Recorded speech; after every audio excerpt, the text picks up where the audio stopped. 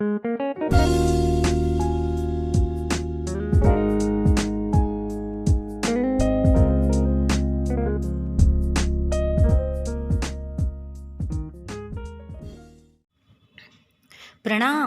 मैं doctor RB. Patil, Mahesh PU college Hubli से हिंदी विभाग से डॉक्टर विद्या पालकर। आज हम पाठ 3 गंगा मैया से साक्षात्कार इस पाठ की ओर मुड़ेंगे, इस पाठ को जानेंगे। नमस्ते, आपका आज के इस हिंदी वीडियो लेक्चर क्लास में बहुत बहुत स्वागत है। आज हम जो पाठ पढ़ने जा रहे हैं उस पाठ का नाम है गंगा मैया से साक्षात्कार, या इसकी रचना, इस पाठ के लेखक हैं डॉक्टर बरसाने लाल चतुर्वेदी। जैसे हम इस पाठ का नाम सुनते हैं गंगा मैया से साक्षात्कार, देखिए गंगा ये हमारी पवित्र राष्ट्रीय नदी है और इसे देव नदी भी माना जाता है, और ये गंगा हमारी माँ के समान है। गंगा मैया यानी माँ। तो आज इस पाठ में लेखक एक काल्पनिक साक्षात्कार करने जा रहे हैं। काल्पनिक साक्षात्कार यानी इंटरव्यू, मुलाकात। काल्पनिक यानी इमेजिनरी। अब देखिए, साक्षात स्वर्ग से उतरकर धरती पर आने वाली जो नदी है, देव नदी गंगा नदी स्वर्ग में थी, लेकिन भगीरथ के अथक प्रयास से गंगा नदी धरती पर उतरी। तो आज इस पाठ में हम गंगा मैया से साक्षात्कार, डॉक्टर बरसाने लाल चतुर्वेदी गंगा मैया से एक काल्पनिक इंटरव्यू करने जा रहे हैं, एक काल्पनिक साक्षात्कार करने जा रहे हैं, मुलाकात करने जा रहे हैं। उसी के बारे में हम जानकारी प्राप्त करेंगे। गंगा मैया, जब हम राष्ट्रीय नदी के नाम से सम्मानित गंगा नदी की जब हम बात करते हैं तो भारत के सभी नदियों में गंगा नदी को सर्वोच्च मान दिया गया है। गंगा नदी पवित्र नदी मानी जाती है। गंगा में स्नान करने से सभी पाप खंडन होते हैं। हर दिन गंगा में स्नान करने से जन्म मृत्यु के यानी मोक्ष की प्राप्ति भी होती है। ये देव नदी है और ये स्वर्ग से उतरकर धरती पर आई। कैसे आई? गंगा मैया की एक छोटी सी कहानी मैं आपको आज के क्लास में सुनाऊंगी। गंगा मैया यानी गंगा नदी कई साल पहले की एक कहानी है। प्राचीन काल में अपने भारतवर्ष में एक पराक्रमी सगर नाम का राजा था। राजा को लगता था कि मैं चक्रवर्ती सम्राट बनूं, ऐसा विचार सगर राजा के मन में आया। चक्रवर्ती सम्राट बनने के लिए सगर राजा ने अश्वमेध यज्ञ करने का निश्चय किया और घोड़ा छोड़ दिया। राजा का निश्चय देख के देवों के देव राजा इंद्र घबरा गया, क्योंकि उसे लगता था कि अगर सगर राजा का अश्वमेध यज्ञ सफल हो गया तो स्वर्ग का राज्य भी छीन लेगा। ऐसा सोच इंद्र को लगता था। इंद्र का घर भी चला जाएगा। इंद्र ने डर के कारण उस सगर राजा के अश्वमेध यज्ञ के लिए छोड़े हुए घोड़े को पकड़ा और कपिल ऋषि के आश्रम में बांध के रख दिया। कपिल ऋषि के आश्रम में बांध के रखा। जब अश्वमेघ यज्ञ का घोड़ा दिख नहीं रहा था, इसीलिए सगर राजा के 60,000 पुत्र घोड़े को ढूंढने के लिए जंगल में गए। ढूंढते ढूंढते कपिल ऋषि के आश्रम में पहुँचे। आश्रम में घोड़ा बंधा हुआ था। यह देखकर उन्हें ऐसे लगा कि कपिल ऋषि ने ही घोड़ा चुराया है, इसीलिए ऋषि को ही सगर राजा के पुत्र युद्ध के लिए ललकारते हैं। ऋषि तपस्या कर रहे थे। सगर राजा के पुत्र के आवाज के कारण ऋषि की तपस्या भंग हुई। उन 60,000 पुत्रों को शाप दिया कि भस्म हो जाओ, और 60,000 पुत्र भस्म हो गए। सगर राजा को पता चला तो वे बहुत दुखी हुए। राजा सगर के पास उन्हें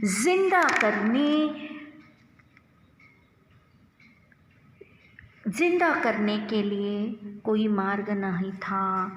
वे ऋषि के पास गए। ऋषि ने कहा, गंगा नदी का प्रवाह अगर बहते बहते इस आश्रम में जब तक नहीं आएगा, तब तक आपके पूर्वजों का उद्धार नहीं होगा।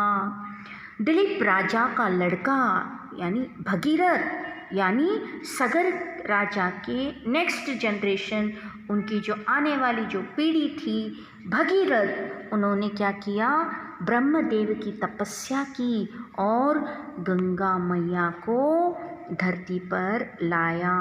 इसीलिए गंगा को भगीरथी भी कहते हैं। भगीरथी के यानी भगीरथ के कठिन तप से गंगा का धरती पर अवतरण हुआ। गंगा के प्रचंड वेग को थामने के लिए भगीरथ ने भगवान शिव से प्रार्थना की, जिन्होंने वेगवती गंगा को धरती पर उतरने से पहले उसे अपनी जटाओं में स्थान दिया। तो इस तरह से गंगा मैया धरती पर आई। गंगा मैया के सिर्फ स्पर्श मात्र से पापियों के पाप धुल जाते हैं। ऐसी पवित्र नदी गंगा थी, देव नदी गंगा है। तो ऐसी ये जो गंगा नदी जब धरती पर उतर आई और वह हिमालय से बहते बहते जहाँ भी गई, भगवान शिव ने उसे आशीर्वाद दिया कि गंगा मैया जहाँ भी आप बहेगी, आपका जहाँ भी नदी का किनारा आएगा, वहाँ पर प्रसिद्ध मैं ही स्वयं विराजमान रहूँगा और वे पवित्र तीर्थस्थल के रूप में जाने जाएंगे। आप पूजनीय होंगे, आपकी हर रोज़ पूजा की जाएगी। इस तरह से गंगा मैया को स्वर्ग से जब धरती पर वह उतर रही थी, तो भगवान शिव, ब्रह्मा, विष्णु, महेश्वर ने उन्हें आशीर्वादित किया। आज हम देखते हैं वाराणसी, हरिद्वार, ऐसे जो 4 धाम हैं, काशी, यहाँ पर गंगा नदी के किनारे ही भगवान शिव बसे हुए हैं। और ये जो गंगा मैया हैं पवित्र मानी जाती हैं। गंगा में स्नान करने से सभी पाप धुल जाते हैं। जो हर दिन गंगा नदी में स्नान करेगा तो उसको मोक्ष भी मिलेगा, ऐसी धारणा भी लोगों में है। तो गंगा के जो पवित्र धाम हैं, 4 धाम, जहाँ जहाँ गंगा नदी बही, उन्होंने जन कल्याण, लोक कल्याण किया। तो ये थी गंगा मैया की कहानी, कैसे वह धरती पर अवतरित हुई। तो एक दिन यानी यहाँ पर जो लेखक है डॉक्टर बरसाने लाल चतुर्वेदी मकर संक्रांति के दिन, प्यारे विद्यार्थियों आप जानते हैं मकर संक्रांति कब होती है? जनवरी महीने में, यानी जनवरी के 15 तारीख को 14-15 मकर संक्रांति का दिन होता है। उस दिन लेखक ने इलाहाबाद में गंगा, वहाँ पे नदियों का संगम है, वहाँ पर मकर संक्रांति के दिन देखिए किसी हम गण्य व्यक्ति, किसी प्रसिद्ध व्यक्ति से हम साक्षात्कार करने जा रहे हैं, इंटरव्यू करने जा रहे हैं, तो क्या करते हैं हम? उनके निजी सचिव या पर्सनल सेक्रेटरी पीए से हम क्या करते हैं? उनका अपॉइंटमेंट, उनकी साक्षात्कार की डेट्स पूछते हैं, क्योंकि वे बहुत व्यस्त रहते हैं, उनका एक एक पल, एक एक मिनट महत्वपूर्ण होता है, उनसे हम समय लेते हैं। समय लेना, अपॉइंटमेंट लेना। 2 महीने पहले डॉक्टर बरसाने लाल चतुर्वेदी जी ने मकर संक्रांति के दिन जनवरी 15 को गंगा मैया के निजी सचिव यानी पर्सनल सेक्रेटरी से 2 मास पूर्व यानी 2 महीने पहले समय लिया था। समय लेना, टाइम लेना यानी अपॉइंटमेंट फिक्स किया था। तो इस तरह से गंगा मैया के साथ साक्षात्कार करने के लिए, इंटरव्यू लेने के लिए लेखक बरसाने लाल चतुर्वेदी जी पहुंचते हैं। तो वह देखते हैं क्या है, गंगा का पानी इतना पवित्र है कि गंगा हर घर में रखी जाती थी। एक धारणा थी, धर्म ग्रंथों में लिखा है, गंगा का घर में रहना यानी गंगा एक पवित्र वातावरण घर में रहता है, शुद्ध वातावरण, एक पॉजिटिव एनर्जी रहती है। सदियों तक हम गंगा का पानी घर में रख सकते हैं, लेकिन गंगा में एक ऐसी शक्ति थी कि जिसकी वजह से गंगा का पानी कभी सड़ता नहीं था या उसमें कभी बदबू नहीं आती थी। ये धारणा थी, घर घर में गंगा के पानी को रखा जाता था। ये धारणा भी है, ये मान्यता भी है। मरने से पहले अगर कोई किसी के मुख में गंगा का पवित्र पानी अगर चला जाता है, गंगा का पानी पी लेते हैं, तो उनको निश्चित ही स्वर्ग प्राप्ति होती है। ऐसे गंगा के पवित्रता के बारे में ग्रंथों में, धर्म ग्रंथों में अनेक बातें हमें सुनने मिलती हैं। तो लेखक डॉक्टर बरसाने लाल चतुर्वेदी इलाहाबाद पहुंचते हैं। मकर संक्रांति के दिन उनका गंगा मैया के साथ क्या है? साक्षात्कार है। प्यारे विद्यार्थियों, ये साक्षात्कार क्या है? काल्पनिक है, इमेजिनरी क्या है? साक्षात्कार है। तो लेखक पहुंचते हैं तो देखते क्या है, माँ मंदिर में विराज रही थी। माँ मंदिर में विराजना यानी माँ मंदिर में बैठी हुई थी। लेखक इंटरव्यू के लिए गंगा मैया ने जो समय दिया है, जो स्थान सूचित किया यानी इलाहाबाद, मकर संक्रांति के दिन वे जब जाकर गंगा मैया से मिलते हैं तो देखते हैं कि माँ मंदिर में बैठी, छोटा सा मंदिर है, मंदिर में बैठी हुई है और उनका चेहरा उदास है। उदास यानी थोड़ी सी अपसेट है, नाराज़ है। मैंने जाकर माँ के चरण छुए। जैसे ही लेखक माँ के यानी गंगा मैया के आमने सामने आए तो माँ, ये जो गंगा मैया, गंगा का पानी हर शहर, हर ज़िले में जाता है, जहाँ किसानों के लिए, जानवरों के लिए और पानी पीने के लिए देव नदी गंगा है, जिससे अनेक बड़े से बड़े रोग भी क्या किए जाते थे, चुटकियों में ख़त्म होते थे। ऐसी एक शक्ति गंगा मैया में है। तो गंगा मैया बैठी हुई थी, उनके सामने लेखक जाकर उनको प्रणाम करते हैं तो पाते क्या है, माँ का चेहरा उदास है। मैंने जाकर माँ के चरण छुए, चरण स्पर्श करना, प्रणाम करना। पास ही में एक मृगछाला पड़ी थी। प्यारे विद्यार्थियों, इस चित्र में हम देखते हैं भगवान शिव बैठे हुए हैं।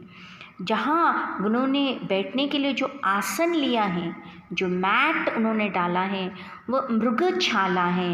मृगछाला ये शेर की छाल है। मृगछाला यानी क्या है? इसका मतलब है मृगछाला, हिरण की छाल या खाल, स्किन। मृगचर्म, हिरण की जो पवित्र मानी जाती है, हिरण की खाल जो बिछाई या ओढ़ी जाती है कपड़े के रूप में या फिर बैठने के लिए मैट के रूप में, इसका उपयोग कई कई साल पहले किया जाता था। बड़े बड़े ठाकुरों के घर में आपने देखा होगा कि शेर, बाघ, सिंह, हिरन, बड़े बड़े जंगली भैंसे, इनके क्या हुआ करते थे? छाल हुआ करती थी या उनके सींग हुआ करते थे। लेकिन आज यह कानूनन क्या है? अपराध है, ये इल्लीगल माना जाता है। लेकिन कई कई साल पहले ये इनको रखा जाता था। तो इस पाठ में एक जगह पर आता है, मैंने जाकर माँ के चरण छुए, यानी मैंने, लेखक डॉक्टर बरसाने लाल चतुर्वेदी प्रणाम करते हैं। मृगछाला पड़ी थी, मृगछाला को लेते हैं। माँ मंदिर में बैठी हुई है, तो लेखक क्या करते हैं? माँ के सामने यानी गंगा मैया के सामने जाकर क्या करते हैं? बैठ जाते। अक्सर हम साक्षात्कार, इंटरव्यू जब देखते हैं तो आमने सामने बैठकर इंटरव्यू होता है। लेकिन यहाँ पर गंगा मैया पूजनीय है, वंदनीय है। तो लेखक क्या करते हैं? गंगा मैया के मंदिर में माँ के सामने मृगछाल यानी एक हिरण की खाल की एक मैट वहाँ पे होती है, उस पर बैठ जाते हैं। प्यारे विद्यार्थियों, जब हम किसी गण्य व्यक्ति का इंटरव्यू ले रहे हैं तो पहले से ही प्लानिंग, प्रिपरेशन करके जाते हैं। उसी तरह लेखक डॉक्टर बरसाने लाल चतुर्वेदी जी ने भी पहले से ही कुछ प्रश्न लिख कर लेके गए हैं। और गंगा मैया के साथ कुछ बातें होने के बाद उन्होंने बड़े स्नेह भाव, बड़े प्यार से, बड़े प्रेम से उन्होंने क्या किया? इंटरव्यू की शुरुआत की। तो इस पूरे पाठ में क्या है? संवाद है, यानी कन्वर्सेशन है लेखक और गंगा मैया के बीच। लेखक प्रश्न करते हैं और गंगा मैया उसका उत्तर देती है। तो चलिए जानते हैं कि इंटरव्यू का पहला प्रश्न क्या है। गंगा मैया उनके सामने बैठी हुई हैं। इलाहाबाद में छोटा सा मंदिर है माँ का। तो लेखक पूछते हैं, क्या? प्रश्न पहला, माता जी, कुछ विशेषज्ञ कह रहे हैं कि आप में भी प्रदूषण प्रवेश कर रहा है। पहला प्रश्न लेखक डॉक्टर बरसाने लाल चतुर्वेदी पूछते हैं, माता जी यानी पूजनीय है गंगा मैया हमारे लिए, तो वह माँ का संबोधन करते हुए, माता जी कुछ विशेषज्ञ, प्यारे विद्यार्थियों, विशेषज्ञ, एक्सपर्ट्स, कुछ तज्ञ लोग कह रहे हैं कि हे गंगा मैया, आप तो देव नदी हो, स्वर्ग से उतरकर धरती पर आई हुई हो, लेकिन आप में भी आज क्या हो गया है? प्रदूषण प्रवेश कर रहा है। प्रदूषण यानी नदी दूषित हो रही है। लोग देखिए हर पर्व, हर त्योहार पर मेले पे जाते हैं, गंगा नदी में नहाते हैं, अपनी गंदगी से नदी को क्या कर रहे हैं? दूषित कर रहे हैं, नदी को अपवित्र कर रहे हैं, गंदगी फैला रहे हैं। लेकिन गंगा नदी पूजनीय है। हर सुबह और शाम गंगा नदी की वहाँ पर पूजा अर्चना की जाती है। ऐसी ये महान पवित्र नदी जो स्वर्ग से आई हुई है, सदियों से लोक कल्याण के लिए नदी धरती पर उतरी है, लेकिन आज मनुष्य अपने स्वार्थ के लिए, अपनी मोक्ष प्राप्ति के लिए गंगा नदी में अपनी खुद की गंदगी डाल रहा है। हजारों लाखों लोग नदी में नहाकर 1 2 3 सब करते थे, किसी को पता नहीं चलता, और नदी का पानी क्या हो जाता है, दूषित हो रहा है। और अनेक मूर्तियों का विसर्जन होता है। काशी बनारस ये जो पवित्र धाम है, यहाँ पर तो लाशों को भी नदी में फेंक दिया जाता है। नदी गंगा के घाट पर जानवरों को भी, मरे मृत जानवरों को भी क्या किया जाता है, गंगा नदी में फेंक दिया जा रहा है, जिससे प्रदूषण बढ़ता जा रहा है, नदी प्रदूषित होती जा रही है। और अनेक ऐसे लोग हैं जो मंदिर में पूजा अर्चना के लिए जाते हैं, जो भी वह सामग्री लाते हैं, यानी प्लास्टिक है या मालाएँ हैं, अनेक चीज़ें डस्टबिन में कचरे के डिब्बे में डालने के बजाय नदी में फेंक रहे हैं, कपड़ों को भी फेंकते हैं। इस तरह से स्वर्ग से निकली हुई ये पवित्र नदी, लोक कल्याण के लिए धरती पर आई हुई ये नदी आज क्या हो गई है, प्रदूषित हो गई है। आज हम देखते हैं कि अनेक लोग गंगा नदी के किनारे पर गंदगी फैला रहे हैं। इसके लिए अनेक अभियान चले, आपने सुना होगा नमामि गंगा अभियान चला, ताकि स्वर्ग से निकली हमारी जो देव नदी लोक कल्याण के लिए जो धरती पर आई, इस राष्ट्रीय नदी से सम्मानित गंगा नदी को, देव नदी को आज क्या किया जा रहा है, शुद्ध करने का महान कार्य हो रहा है।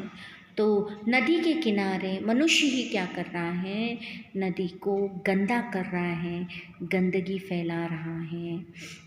नदी के जो घाट हैं, नदी का जो पानी है, इतना पवित्र, इतना शुद्ध, गंगा मैया लोक कल्याण के लिए धरती पर आई है।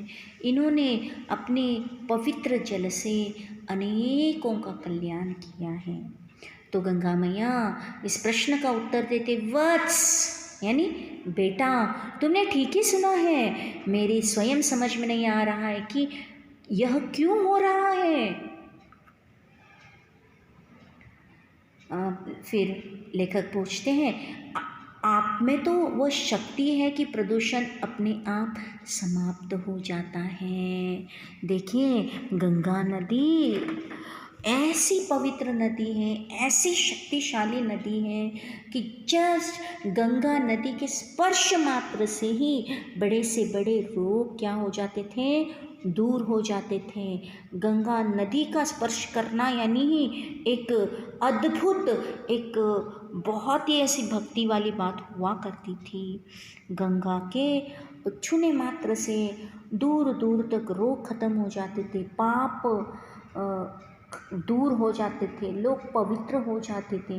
ऐसी शक्ति गंगा मैया में है थी। या गंगा मैया जब स्वर्ग से आई तो लोक कल्याण के लिए गंगा मैया को इतना मान सम्मान दिया गया, और गंगा मैया ने लोक कल्याण के लिए ही धरती पर अवतरण किया। गंगा मैया पूजनीय है, लेकिन इंसान अपने स्वार्थ के लिए गंगा मैया को के पानी में प्रदूषण बढ़ाता जा रहा है।